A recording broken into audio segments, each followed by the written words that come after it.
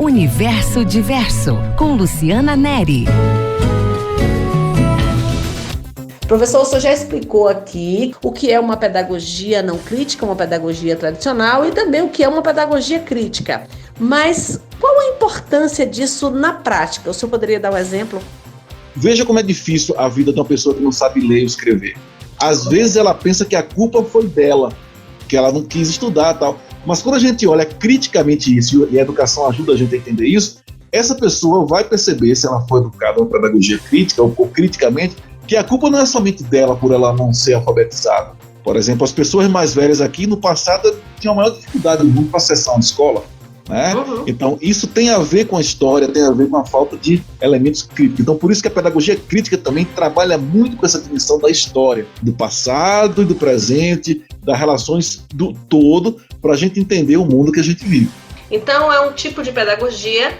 São tipos, né? Porque não existe só uma pedagogia crítica, mas são as pedagogias que afirmam que os conteúdos eles são necessários, eles são extremamente importantes, mas não só conteúdos, em se tratando de conteúdos da grade curricular, né? De história, geografia, química, física, mas é preciso também se conhecer outras áreas da vida, se conhecer a história, se contextualizar esse mundo e transmitir para os educandos uma visão de sociedade, do lugar de onde eles estão, para que através de uma visão crítica adquirida ali também na escola, ele possa tentar mudar a sua realidade. É por aí? É por aí. E tem mais uma questão, né? As pedagogias críticas, elas nascem justamente da classe trabalhadora. Por exemplo, a pedagogia crítica nasceu junto com o pessoal do movimento anarquista, por exemplo, né? Que é um movimento de libertação, que não tem nada a ver com bagunça, né? Mas é um tipo de organização que pregava o seguinte: as pessoas elas devem se auto-organizar. Mas aí as pedagogias não críticas, as pedagogias dos patrões, digamos assim, a pedagogia do sistema, ela diz, olha, não, esse tipo de pedagogia é uma pedagogia do quaderneiro.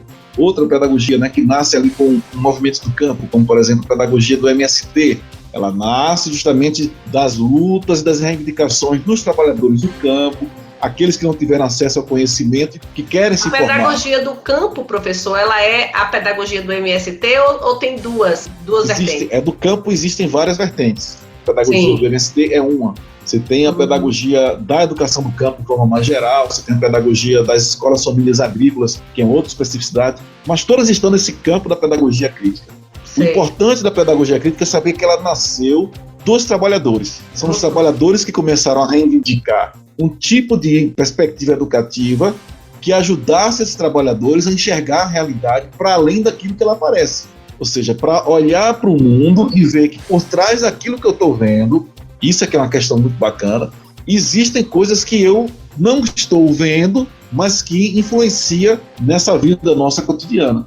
Olhar, por exemplo, que o preço do pão que eu estou pagando hoje não é somente uma questão de governo, pura e simplesmente, mas que existem relações de economia, de história, de geografia, de disputas políticas ali que interferem, por exemplo, no preço de um simples pão que a gente compra, que a gente come.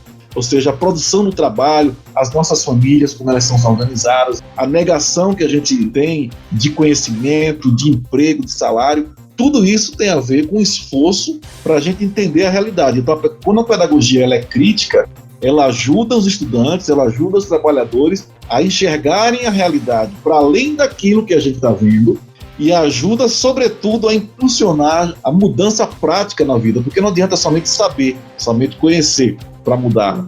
Para mudar a realidade, eu tenho que conhecer a realidade e tenho que agir nessa realidade. As pedagogias não críticas, elas preocupam-se mais em fazer você conhecer alguma coisa para poder sobreviver no mundo que você já vive.